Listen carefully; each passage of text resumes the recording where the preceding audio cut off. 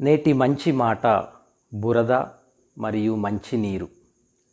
బురద ఏర్పడనిదే నీరు పుట్టదు. పాపము లేకుండా మానవుని జననం లేదు. బురద నుండే మంచినీరు పుడుతుంది. కానీ నిత్యము బురదలోనే నేను కలుస్తాను అని మంచినీరు బురద నుండి విడిపోకుండా బురదనే కలుపుకొని నీరు ప్రవహిస్తే, ఉబుకుతుంటే ఆ నీటికి విలువ ఉండదు. మానవులమైన మనము కూడా అంతే. మన పాపపు స్వభావరీత్యా మనలో స్వార్థం, కుచ్చితము, కోపము, కుళ్ళు, అహంకారము ఇవన్నీ మన స్వభావంలోనే ఉంటాయి.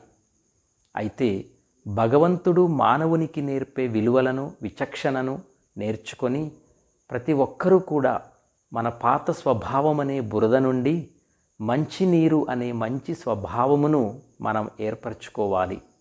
లేదంటే మన జీవితానికి విలువ ఉండదు, భగవంతుని వద్ద మనకు స్థానము దక్కదు, మన జన్మకు కూడా సార్థకత ఉండదు.